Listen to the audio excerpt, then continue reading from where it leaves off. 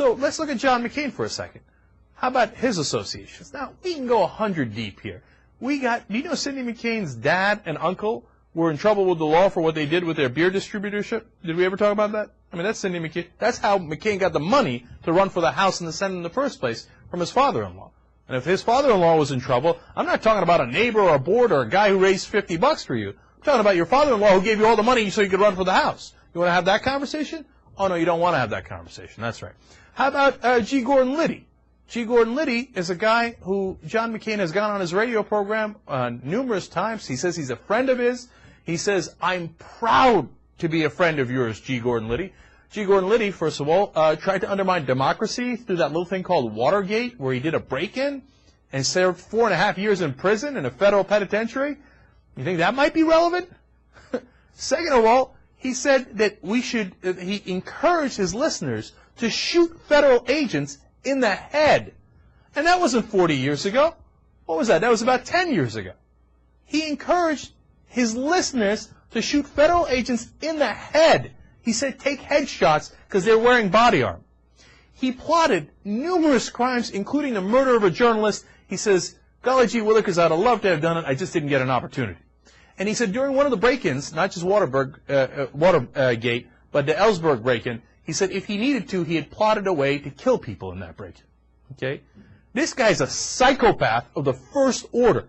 John McCain didn't go on a show 10 years ago or 40 years ago. He was on a show earlier this year saying, G. Gordon Liddy, I am proud to be your friend and your associate, and thank you so much for your help. And G. Gordon Liddy, by the way, has given John McCain $5,000, including $1,000 in this campaign election cycle. So if you want to talk about psychopaths who are on your side, G. Gordon Liddy is 1,000 times worse. My God, the man is known. The main reason he's famous is because he tried to undermine our democracy and our constitutional system of government. He is an America hater of the extreme order. No one hates the American system of government more than G. Gordon Liddy. That's why he tried to undermine. He doesn't believe in democracy. And John McCain is proud of his association. And you're going to talk about $50 or $75 or however many bucks that Obama once got when he was first starting out from a guy who had no idea who the hell he was.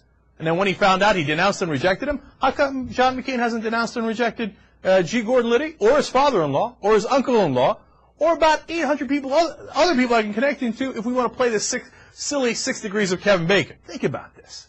When you're trying to decide who you want to be president, do you want to talk about Bill Ayers or even Cindy McCain's dad and uncle or G. Gordon Liddy or Reverend Wright? Or do you want to know what they're going to do with your health care? What they're going to do with the economy? Are you going to have a job? Are they going to have Social Security, Medicare, and Medicaid? Today, John McCain's aides came out and said, yes, that's right. His top financial aide said, we're going to cut Medicare and we're going to cut Medicaid.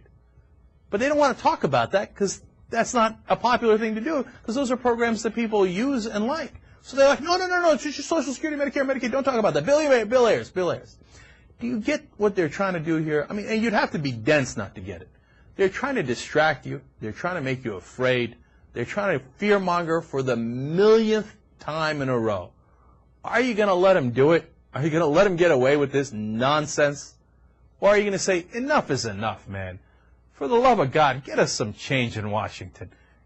Let's go in a new direction, not the same old, tired, fear-mongering direction.